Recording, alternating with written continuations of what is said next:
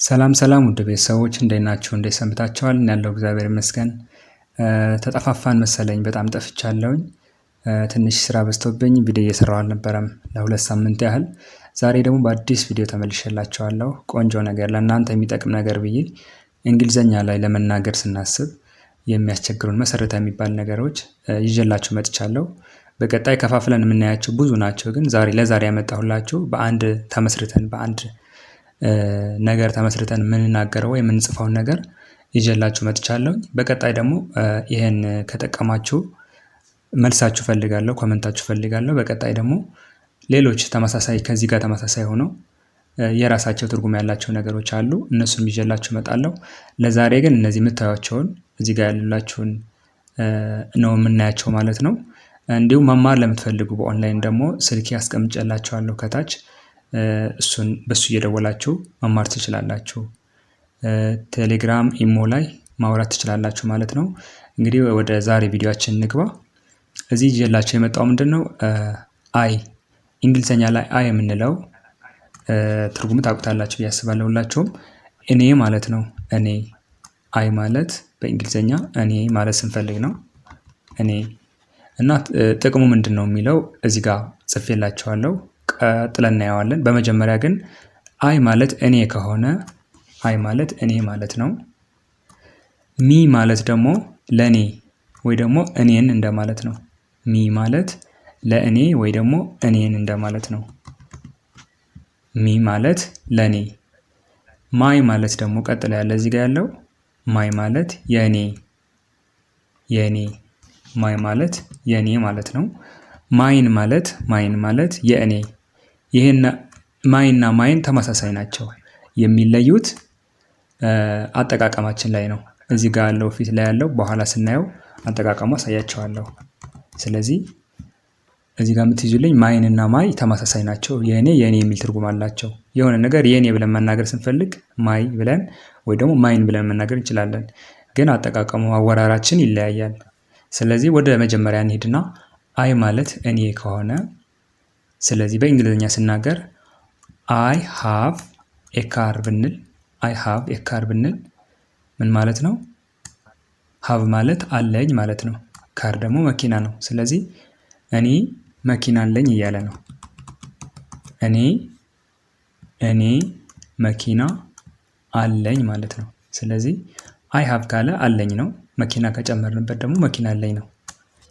ስለዚህ የአይ ጥቅም ይሄ ነው። ስለ ራሳችን መናገር ስንፈልግ ስላለን ነገር መናገር ስንፈልግ አይ ብለን ነው የምንጀምረው። አይ ብለን። ስለዚህ አይ ሃቭ ኤ ካር ስንል እኔ መኪና አለኝ ነው። ሁለተኛ ኤግዛምፕል ደግሞ ሁለተኛ ምሳሌ አይ አም አበራ። ይሄኛው አለኝ ነው እያለ ያለ፣ ይሄ ደግሞ ነኝ እያለ ነው። አበራ ነኝ። አይ አም አበራ ሲል እኔ አበራ ነኝ። ስሙ እየተናገረ ነው። እኔ አበራ ነኝ። ባጭሩ ማይ ኔም ኢዝ ብለን ከምንናገር አይ አም አበራ ብለን ወይ ደግሞ እኔ አበራ ነኝ ብለን ስለ ራሳችን መናገር እንችላለን። ስለዚህ አይ የምንጠቀመው እኔ ብለን ስንጀምር ነው። ሁለተኛ ምንድነው? ሚ ነው። ሚ ያው ተያያዥ ናቸው እኮ አይ ብለን ሚ ከዛ ማይ ከዛ ማይን ትርጉማቸው የተለያየ ስለሆነ እንጂ አንድ ቤተሰብ ናቸው። ስለዚህ ሚ ማለት ለኔ ማለት ነው። ለኔ ወይ ደግሞ እኔን። ብዙ ጊዜ ለኔ ነው የሚለው ሰው ትክክለኛ አጠራሩ ግን እኔን ብለን ነው መናገር ያለብን አማርኛው ላይ ማለት ነው። ስለዚህ ለምሳሌ ይሄ መጀመሪያው ምሳሌ እንይ። ኢዝ ዚስ ፎር ሚ ይሄ ጥያቄ ነው። በማንኛውም ላይ ቀድሞ ኢዝ አር ከቀደመ ጥያቄ ነው። ስለዚህ ኢዝ ዚስ ፎር ሚ ማለት ይህ ለኔ ነው ማለት ነው። ይህ ለኔ ነው። ዚስ ፎር ሚ ብለን ስንናገር እያልን ያለ ነው ምንድነው? ይሄ ለኔ ነው ብለን እየጠየቅን ነው። ይሄ ለኔ ነው። ስለዚህ እዚህ ጋር ሚ የሚለው የሚ ጥቅም ነው ዋና ዓላማችን። ሚ ማለት ለኔ ማለት ነው ወይ ደግሞ እኔን። ስለዚህ ዚስ ፎር ሚ ይህ ለኔ ነው ማለት ነው ትርጉሙ። ሁለተኛ ምንድነው የሚለው? ፕሊስ ሄልፕ ሚ። ፕሊስ ማለት እባክህ ነው። ሄልፕ መርዳት ወይ ደግሞ ማገዝ ነው። ሚ ማለት ደግሞ ለኔ ማለት ነው። ስለዚህ እባክህ እርዳኝ ስንል ፕሊስ ሄልፕ ሚ እቺ ሚ የሚ ጥቅም እያየን ያለ ነው። ፕሊስ ሄልፕ አይ አንልም። ፕሊስ ሄልፕ ማይ አንልም። ስለዚህ የምንጠቀማት እቺ ናት። የራሳችን ትርጉም አላቸው። ስለዚህ ፕሊስ ሄልፕ ሚ ስንል እባክህ እርዳኝ ወይ ደግሞ እባክህ እኔን እርዳኝ። እኔን ያላስገባሁት እዚህ እባክህ እርዳኝ ካለ እንግዲህ ቀጥታ የሚያመላክተው ማን ነው? ቀጥታ የሆነ ሰው ነው። ፈርስት ፐርሰን ነው።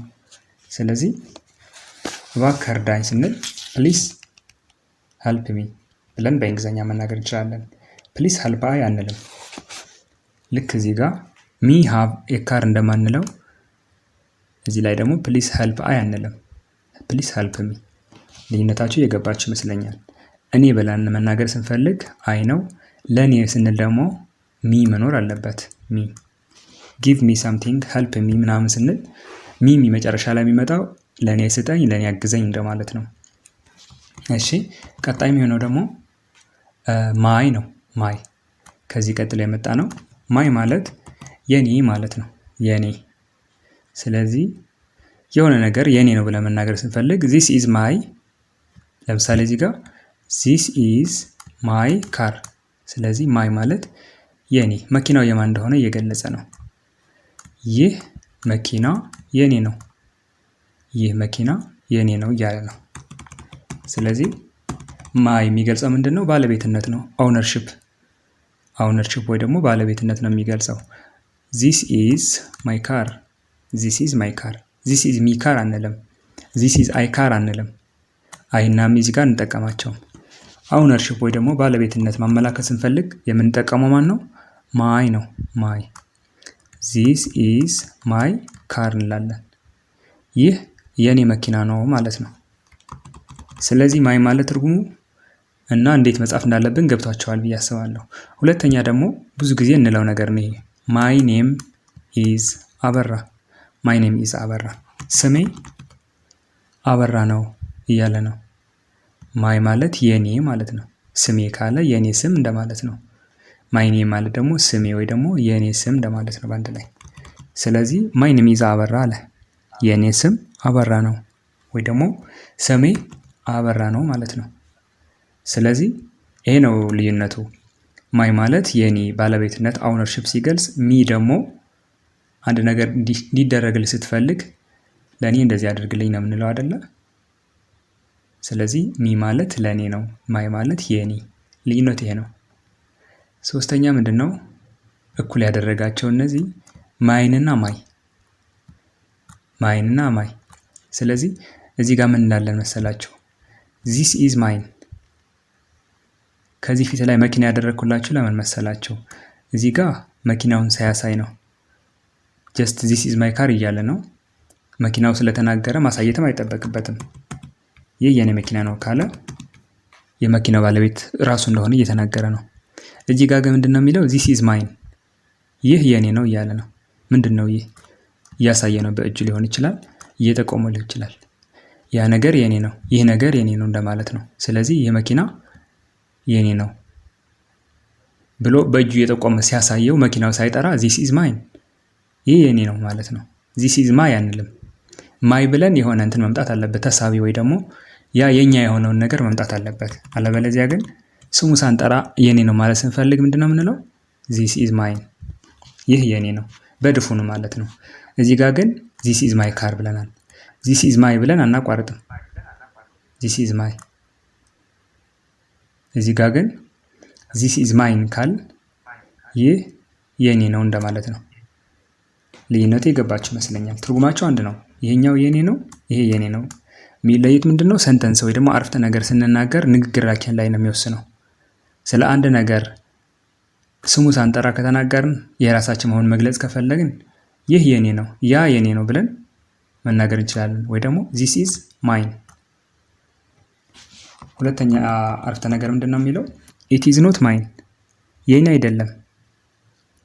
ምኑ? አናውቀውም። ስለዚህ ኢት ኢዝ ኖት ማይን ሲል የኔ አይደለም፣ ምን እንደሆነ አናውቅም። ምናልባት እያሳየ ሊሆን ይችላል፣ ተጠይቆ ሊሆን ይችላል። ይሄ ያንተ ነው ከተባለ ይሄ ያንተ ነው ወይ ተብሎ ሲጠየቅ አንድ ሰው ኢት ኢዝ ኖት ማይን ብሎ መናገር ይችላል። የራሱ ከሆነ ደግሞ ኢት ኢዝ ማይን፣ የኔ ነው። ስለዚህ የማይ እና የማይን ልዩነት ይሄ ነው። ማይ ስንል የግድ ያ የኛ የሆነን ነገር ስሙ መጥራት አለብን። ዚስ ኢዝ ማይ ካር፣ ዚስ ኢዝ ማይ ቡክ ብለን ስለዛኛው ነገር ባለቤቱ እኛ እንደሆነ መግለጽ እንችላለን።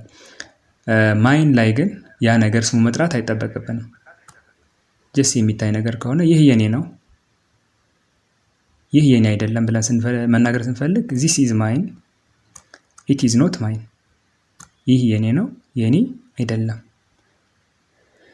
ይህን ይመስላል የዛሬ ትምህርታችን። በቀጣይ ደግሞ የቀሩት ብዙ አሉ። እሱ፣ እሷ፣ ሂ፣ ሺ፣ እነሱ፣ እኛ የሚሉትን ደግሞ በዚህ መሰረት የት ላይ መጠቀም እንዳለብን ይዤላችሁ እመጣለሁ። ለዛሬ ግን እዚህ ላይ ይብቃን። ምናልባት ግን እዚህ ላይ በደንብ ካልገባችሁ ድጋሚ ብሰራላችሁ ደስ ይለኛል። ኮመንት ላይ አሳውቁኝ። ሰላም ዋልልኝ። አመሰግናለሁ።